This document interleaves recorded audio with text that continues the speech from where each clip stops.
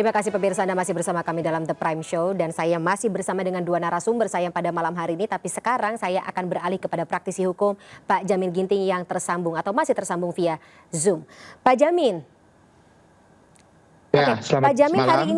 Pak Jamin hari ini memantau bagaimana jalannya sidang pra peradilan, terutama ketika kita dengarkan ada keterangan dari saksi ahli yang dihadirkan oleh kubu Peggy Setiawan dan menyebut bahwa Peggy Setiawan ya bisa dijadikan katakanlah bisa dijamin bahwa ternyata tidak terlibat atau tidak melakukan tindakan pembunuhan terhadap Vina dan Eki, tidak bisa dibuktikan. Apa yang Anda tangkap dari jalannya atau kesaksian atau apapun yang disampaikan dalam persidangan hari ini? Ya, tentu kalau keterangan saksi itu keterangan yang disampaikan bisa digunakan oleh hakim, bisa juga tidak digunakan. Tapi prinsipnya apa yang disampaikan oleh saksi ahli agar membuat terang suatu perkara sehingga mengerti hakim bahwa aturan hukum pidana terkait dengan hukum acara formil yang dilakukan dalam penetapan tersangka, dalam penyitaan, dalam penahanan dan penangkapan itu cacat secara formil, tidak sesuai. Alasan apa yang menjadikan cacat formil terkait dengan itu? Terkait dengan prosedural. Nah, itulah yang disampaikan. Salah tangkap itu kan termasuk prosedural ya, Pak Jamin? Ya, nah salah satu yang dipermasalahkan yaitu mulai dari penetapan tersangka. Ya. Nah, dalam penetapan tersangka seseorang itu harus terlebih dahulu diperiksa sebagai saksi. Baru boleh ditetapkan sebagai tersangka. Itu amanah dalam ketentuan putusan MK 21 tahun 2014 dan juga Perkap Kapolri ya nomor 6 tahun 2019. Sudah ditekankan di situ, dan setiap polisi dan penyidik kalau dia penyidik yang belajar benar harusnya sudah paham. Iya, tahu ya. Ya, artinya nggak boleh orang langsung ditetapkan tersangka sebelum diperiksa terlebih dahulu sebagai saksi, kecuali kalau ada tindak pidana yang dilakukan tertangkap tangan istilahnya dalam KUHP. Ya, tertangkap tangan itu tertangkap tangan sedang melakukan tindak pidana. Ini kan dia bukan sedang melakukan tindak pidana, ini pengembangan dari tindak pidana yang dilakukan oleh teman-temannya, contohnya sebelumnya begitu tahun 2016. Nah, jadi prosedur ini tidak dilakukan dengan baik dan benar sehingga ini cacat formil karena nggak sesuai dengan ketentuan hukum acara. Yang kedua, contohnya terkait dengan penyitaan terhadap barang bukti yang dianggap sebagai barang bukti, motor, ya. Nah, barang bukti ini sebenarnya nggak ada relevansi karena dalam putusan Mahkamah Agung itu semua yang diduga Peggy Peron itu menggunakan Honda Vario warna hitam. Nah, tetapi yang disita itu bukan Vario warna hitam, Vario lain gitu, bukan Honda lain atau apa merek lain lah begitu ya. Nah, dan itu juga dinyatakan oleh pemohon pra peradilan tidak didasarkan kepada surat perintah dan juga tidak ada surat penetapan pengadilan setempat.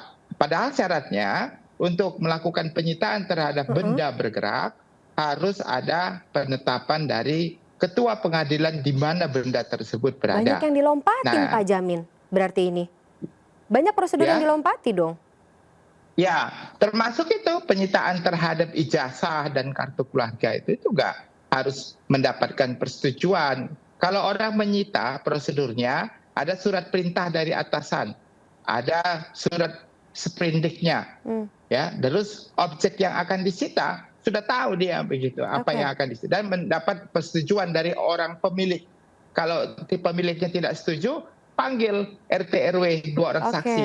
Nah, gitu. Itu prosedur yang benar. Nah, itulah yang menurut pemohon dibuktikan dalam persidangan ini yang kemarin yang kita dengar sehari ini itu tidak sesuai dengan prosedur. Bahkan saya baca jawaban daripada Polda Jawa Barat, dia tidak menyinggung terkait dengan ada izin ketua pengadilan terkait dengan penyitaan. Tidak ada dibuktikan juga dalam jawaban. Itu kan artinya kalau orang nggak membuktikan berarti seakan-akan dia mengaku kan begitu bahwa memang nggak ada. Baik. Baik, sebelum saya masuk lagi masuk lebih dalam terkait dengan cacat prosedur dan apa implikasinya kepada hasil sidang pra peradilan atau apakah akan menjadi sebuah pertimbangan bagi majelis hakim, kita juga akan dalami terkait dengan benar atau tidaknya Peggy Setiawan terlibat dalam kasus pembunuhan yang terjadi di tahun 2016. Ada beberapa kesaksian yang muncul di sidang pra peradilan dan sebelumnya di BAP juga termasuk dari salah satu teman Peggy Setiawan yakni Agus. Pak Jamin, Bu Elsa, kita dengarkan sama-sama ya. Pada saat saudara membangun rumah saudara, apakah saudara menggunakan jasa orang lain untuk yang membangunnya atau Ya. seperti apa? Menggunakan jasa orang lain. Menggunakan jasa orang lain. Betul. Ada berapa orang? 8 Pak Almas.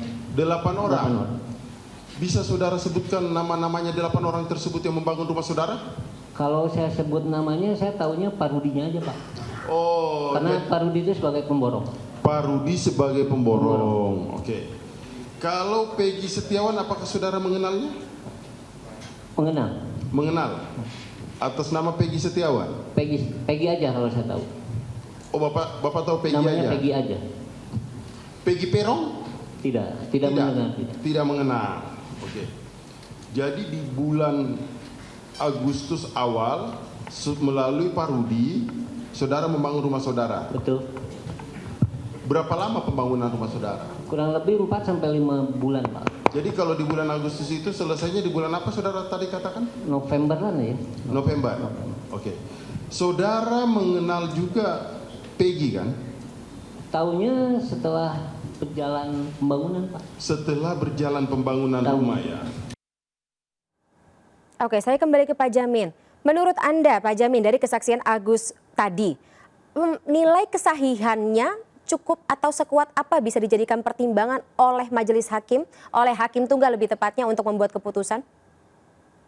Ya, ini kan kita mau membuktikan kalau Peggy Perong itu adalah Peggy Setiawan yang melakukan bersama-sama ikut dengan 8 rombongan yang sudah terpidana Peggy Perong. pada tahun 2016, kan begitu.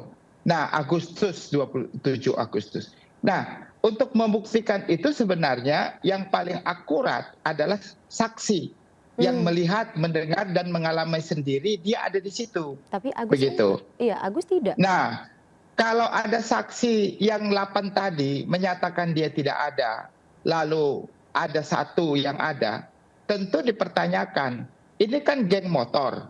Tentu mereka sudah saling kenal sebelumnya, sudah akrab, ya sudah berteman lama lah ya begitu. Apalagi itu boncengan yang dibilang Peggy Perong itu berboncengan dengan salah satu pelaku. Pasti dia akrab sekali begitulah. Nah, tinggal itu saja saksi itu ditanyakan. Nah, kalau diduga keterangannya tidak benar karena ada bantahan dari saksi lain, maka muncullah yang paling penting namanya scientific crime investigation. Nah, crime investigation menggunakan scientific ini apa? Salah satu contohnya ada CCTV. Itu bisa dibuktikan. Contohnya ada CCTV. Kapan? Karena dalam keterangan salah satu penyidik polisi dalam BAP putusan itu ada dia CCTV tapi tidak dibuka. Kehalamannya gitu. Tapi wajib Kenapa nggak tidak dibuka, Pak Jamin? Wajib nggak dibuka dalam sebuah sidang pra peradilan? Lah kalau yang namanya scientific crime investigation itulah paling akurat kan. Oke, Kita harus tahu ya. kasus cyanida kemarin Iya. itu kan CCTV yang menyorot semuanya, siapa yang ada di situ, apa yang dilakukan jam demi jam, detik demi detik. Oke. Itu yang pertama. Yang kedua adalah alat melakukan kejahatan pada saat itu. Apa yang digunakan? Samurai yang dinyatakan ditusuk, bambu yang digunakan memukul, motor. Setiap yang dipegang itu ada sidik jari. Jadi waktu Sudah itu dicocokkan. harus dicocokkan sidik jarinya pada saat itu ya 2016 ya, bukan sidik jari 2024 yang Iya, diambil sekarang ini.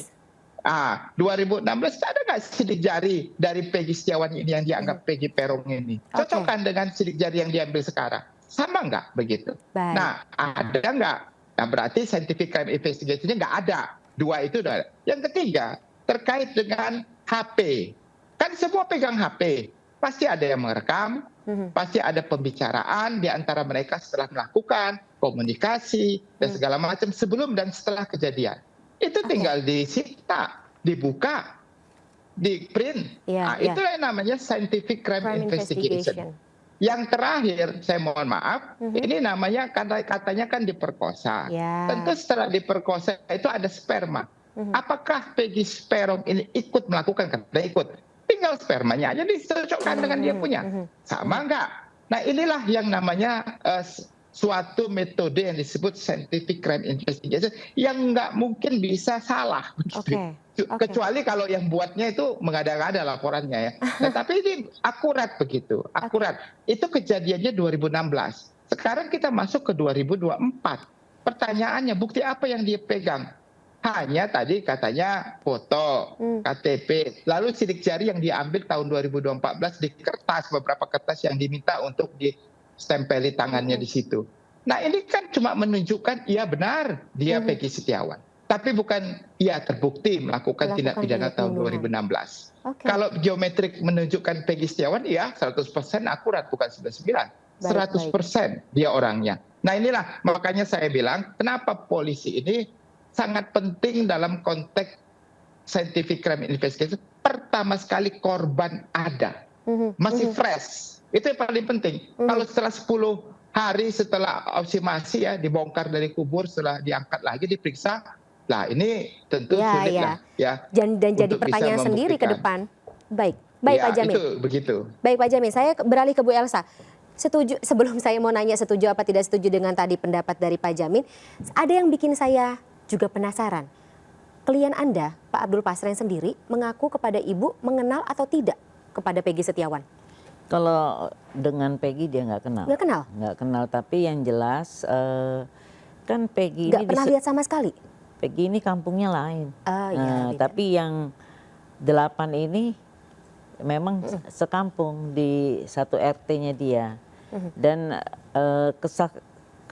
kesaksian dari orang yang tertangkap ini, terpidana ini yang 8 ini, itu menunjuk otaknya Peggy. Tapi kan biasanya kalau otak atau kalau didengkot dalam satu geng kan biasanya jadi, ya kalau nongkrong bareng kan bareng. Memang ya bareng. Tapi katanya Pak Abdul Pasren tidak pernah melihat Peggy Setiawan sama sekali. Memang bukan di lokasi kampung itu bukan. Dia nggak pernah mengenal, tetapi mereka yang 8 ini mengaku dalam bersama-sama, dan suka minum sama-sama, mabuk bersama gitu. Tapi tidak pernah nongkrong di rumahnya Pak Abdul Pasren. Orang sering nongkrongnya di bengkel Pak Toto, yang kemudian kejadian itu ya, terus kemudian sering nongkrong di warungnya Ibu Nining. Selama ini saya konfirmasi lagi, selama ya kalau pertemanan itu terjadi, pernah atau tidak nongkrong di rumah Pak Abdul Pasren? Nggak pernah, mereka ini nggak pernah nongkrong di sini. Karena itu waktu keluarganya, jadi terdakwa 1 sampai 5 ini, terdakwa itu sudah di BAP, mungkin kan dia bicara dengan keluarga ya. Nah, kuncinya adalah di Pak Pasren. Jadi mereka ingin membuat alibi bahwa pada kejadian itu mereka tidur di rumah Pak Pasren. Baik. Nah, tapi yang jadi pertanyaan juga Ibu, kalau misalnya Pak Abdul Pasren merasa beliau tidak salah, kenapa selama ini terlihat tidak pernah muncul? Saya sempat ke Cirebon, Bu Elsa, dan sempat ya berdialog atau berbincang dengan keluarga para terpidana.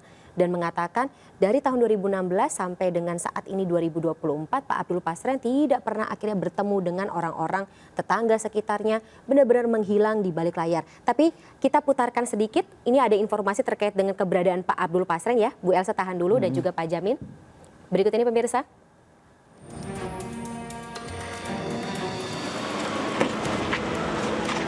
Dadanya, dada. Sehat Pak Pasren. Dada. Pak. Udah tutup. Oke, Sehat Pak. sehat Pak. Pertanyaannya, selama ini dari tahun 2016 sampai dengan 2024, beliau kemana? Tahan dulu Ibu, jawabannya kita dalami lagi di segmen berikut ya. Pak Jamin, kita juga akan jeda sesaat. Pemirsa tetaplah bersama kami, The Prime Show akan segera kembali.